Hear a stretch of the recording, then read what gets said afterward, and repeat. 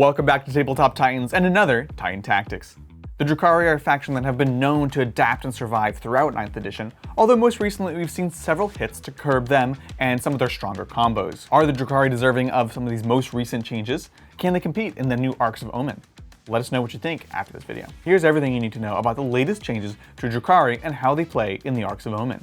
Of course, as always, if you do enjoy it, consider liking and subscribing to help support the channel. Let's dive on in. Let's start off by taking a look at the good things for the Drukhari in Arks of Omen. They are going to absolutely love these new detachments. They solve many problems for the army. You're not going to be able to run the triple patrols, however, the future is all real space raids. This is going to give you access to up to 4 HQ slots, finally letting you take the Archon, Homunculus, Succubus, and, of course, Drazar, Master of Blades, all in one detachment without paying any extra CP. And you're also going to have access to more troops than ever before for a maximum of 12, up from 9 when you did the triple patrols. All of this is great news for Drukhari as you are organizing your army. There's a slight adjustment to the Agile Hunter's trait, which is now going to give you plus 4 inches rather than plus 3 inches. This is fantastic for these aforementioned amazing troops, which is going to move 12 inches base and Hellions 18 inches base. And this is all before advancing and charging. A number of changes to secondaries are also good news for the Drukhari. Behind enemy lines now is going to grant you 3 victory points for having just a single unit in your enemy's deployment zone, which is easy peasy lemon squeezy for Drukhari. And also you're going to get bonus command points for completing some of these core secondaries with troops. Things like behind enemy lines, grind them down, and assassination. All in all, it's really rewarding you for taking more of these troops. This is further exemplified by the fact that strategic reserves are now free. Drukhari armies were famous for reserving many small squads for low CP cost. Now, however, you're not going to pay anything at all, and that is more command points for more tricks. And of course, we saved the best for last. Armor of Contempt being gone is a huge upgrade. Witches and Racks are now going to be able to actually have output, and the Incubi are going to be more powerful than ever. It's not all good news, however, for the Drukhari as we take a look at a couple of the negative changes. The biggest one actually happened at the start of the year with the Cult of Strife supplement being gone. You will have more command points than ever, but you won't have those cool Cult of Strife secondaries to spend them on, so still a bummer. The flyer changes are also going to be hurting units like the Void Raven Bomber that's going to have to start in reserve and won't be able to bomb until turn 3 since it can't bomb and fly off the board. Ultimately, these are some minor negatives and there's lots of good things to look at here. Let's talk about the points. Overall, I'd say it's a net positive, but there are some things that are seeing increases.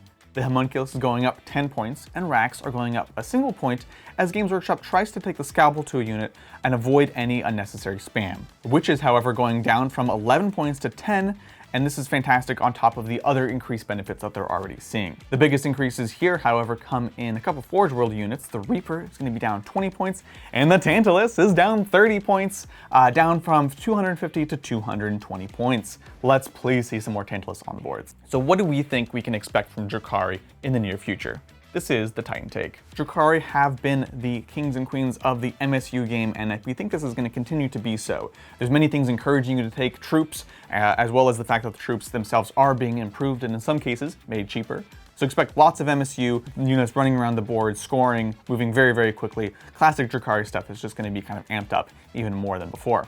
Hoplites are looking as interesting as ever, and those cheap blasters are going to be very important in getting through key armor, as well as being cheap throwaway units for secondaries such as R&D and behind enemy lines. The newfound flexibility from the Raiders detachment means you're going to be having a much easier time swooping in Cobalite heavy support slots for shooting, like with things like Reapers, and also going to be able to bring in the Pain engines in a much cheaper way and not have to commit an entire detachment to them. With this in mind, let's take a look at a list that tries to take advantage of some of these new added benefits. There is so much in this list, let's take a look at it. It has 4 characters. It's got, of course, the Archon, the Homunculus, the Succubus, and Drazar, Master of Blades. We're looking at 50 Cobalites, 5 Witches, and 5 Racks, lots of blasters, lots of movement, lots of OBSEC. We've got a Core of the Archon, of course, which is as powerful as ever in support of the Archon.